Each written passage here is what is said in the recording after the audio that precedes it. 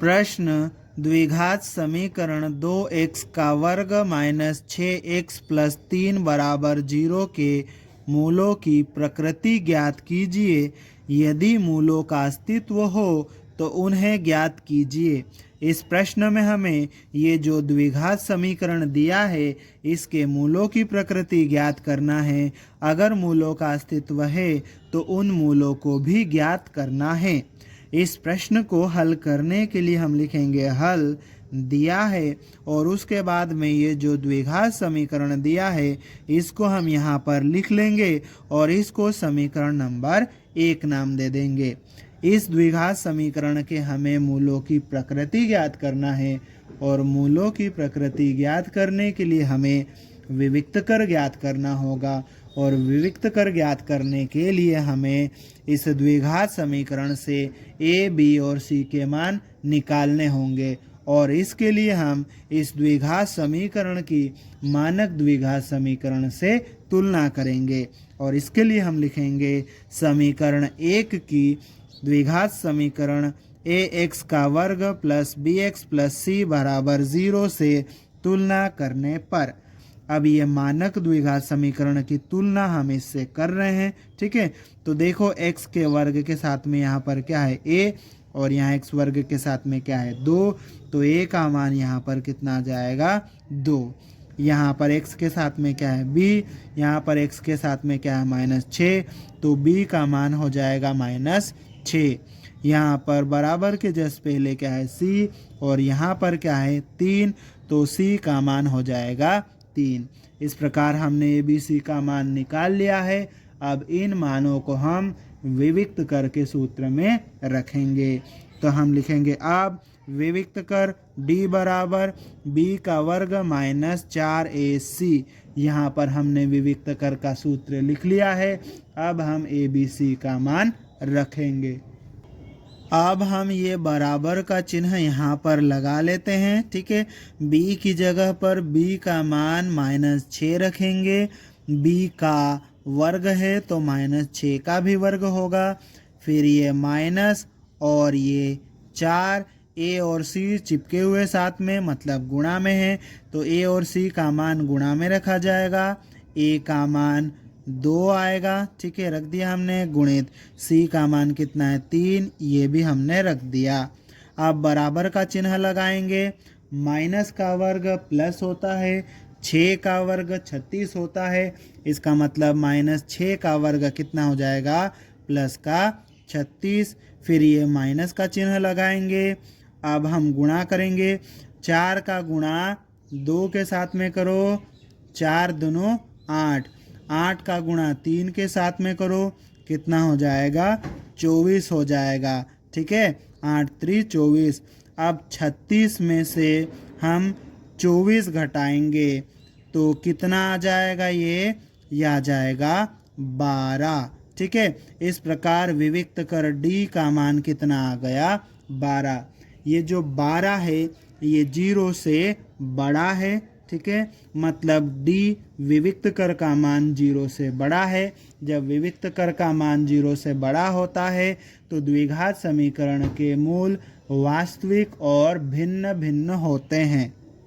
तो हम यहाँ पर लिखेंगे चूंकि D का मान 0 से बड़ा है अतः द्विघात समीकरण 2x का वर्ग माइनस 6x प्लस 3 बराबर 0 के मूल वास्तविक और भिन्न भिन्न मीन्स अलग अलग होंगे, ठीक है। अब द्विघात समीकरण के मूल यहाँ पर वास्तविक है मतलब मूलों का अस्तित्व है और मूलों का अस्तित्व है तो हमें मूल ज्ञात करने पड़ेंगे और मूल ज्ञात करने के लिए हम द्विघाती सूत्र का प्रयोग करेंगे। तो हम यहाँ पर द्विघाती सूत्र को लिख लेंगे। अब x बराबर -b प्लस माइनस करनी के अंदर b का वर्ग -4ac और इस पूरे के बटे में 2a। यहाँ पर हमने सूत्र को लिख लिया है। अब यहाँ हम a, b और c का मान रखेंगे तो ये बराबर का चिन्ह हम लगा देते हैं, ठीक है। माइनस का चिन्ह ये रहा, ठीक है। अब b का मान रखना है। b का मान कितना है -6, तो -6 b का मान हमने रख दिया। अब ये प्लस माइनस करनी के अंदर यहाँ पर हमें b का वर्ग माइनस 4ac रखना है, और b का वर्ग माइनस 4ac ये तो विविक्त कर का सूत्र है, मतलब विविक्त कर का जो मान आएगा वही मान यहाँ से निकलेगा। तो विविक्त कर का मान जो डायरेक्ट 12 हमें मिल चुका है, इस मान को हम यहाँ पर डायरेक्ट रख देंगे, ठीक है। और इस पूरे के बटे में क्या आ जाएगा हमारे पास में 2 गुणित a का मान कितना है 2, तो यहाँ 2 रख देंगे। अब आगे ये बराबर का चिन्ह हम यहाँ पर लगाएंगे, माइनस का माइनस से गुणा होगा प्लस हो जाएगा, तो ये प्लस का 6 हो जाएगा। फिर प्लस माइनस करनी के अंदर ये 12 का तो वर्गमूल नहीं निकल सकता, पर 12 को हम 4 गुणित 3 लिख सकते हैं, है ना। 4 गुणित 3 12 होता है, और 4 का वर्गमूल निकल सकता है, ठीक है। तो इसलिए 12 को हमने 4 गुणित 3 लिख दिया, ठीक है। और इस पूरे के बटे में क्या आ जाएगा 2 गुणित 2, इसको गुणा नहीं कर रहे हम क्योंकि ये कटेगा, ठीक है। अब आगे लिखते हैं, बराबर का चिन्ह लगा दिया हमने, ये 6 लिखेंगे प्लस माइनस, ठीक है। अब देखो यहाँ पर ये जो 4 है, इस 4 का वर्गमूल कितना होता है 2, तो 4 करनी में से बाहर निकल जाएगा, ये 2 निकल जाएगा 4 का वर्गमूल, और ये करनी के अंदर क्या रह जाएगा सिर्फ 3 रह जाएगा। और इस पूरे के बटे में क्या रहेगा यहाँ पे 2 गुणित 2।